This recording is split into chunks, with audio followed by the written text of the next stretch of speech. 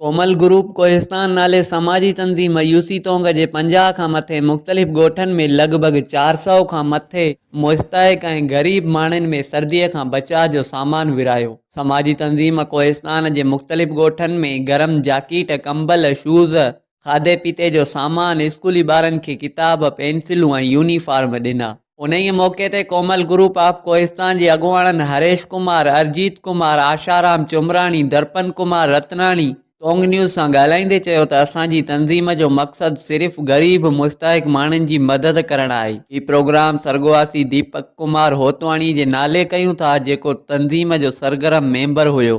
Komal group of Kohistan foundation Kohistan में education, साफ़ पाणीअ जी फ़राहमीअ सां गॾोगॾु ॿियनि अहम मसइलनि ते ध्यानु ॾेई रही आहे। सब खां पहिरियों इहा ॻाल्हि जेको असां प्रोग्राम करे रहिया आहियूं, इहो असांजे प्यारे दोस्त मेंबर दीपक कुमार होतवाणी यादि में करे रहिया आहियूं।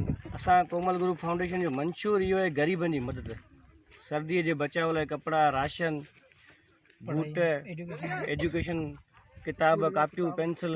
तो असां काफ़ी ॻोठ करे चुका आहियूं। एमन खान खां जीअं निकिता आहियूं, रस्ते में जेके बि ॻोठ अचनि था उन्हनि में सभिनि में स्वेटर, जैकेट, शूज़, पेंसिल, कापियूं, राशन वग़ैरह जेको असांजो मंशूर इहो आहे कोमल ग्रुप कोहिस्तान जो ग़रीबनि जी मदद।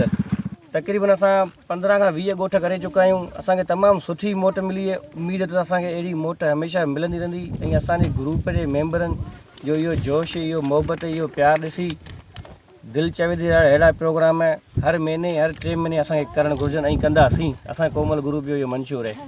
25 खां 30 ॻोठ असीं करे आहियूं। मुर्शिद रतनाथ जे जामलार जी हद में आहियूं। प्रोग्राम तमामु सुठो असां कयो। असांखे उमेद आहे त जंहिं माण्हुनि जो हक़ असां बिल्कुलु उन्हनि खे ई ॾिनो आहे।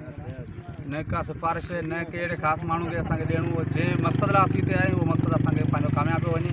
प्रोग्राम जेको असां कयो, असांजो हिकिड़ो बेस्ट मेंबर हो जेको असां सां हींअर गॾु कोन्हे। 6 महीना पहिरियां उनजी डेथ थी, उनजी यादि में असां प्रोग्राम कयो आहे। असां उनजे करे एतिरो कुझु परे हिन हद ते आया आहियूं। उमेद आहे त जिन माण्हुनि खे असां ॾिना आहिनि त उन्हनि जो सही हिसाब सां फ़ाइदो वठूं।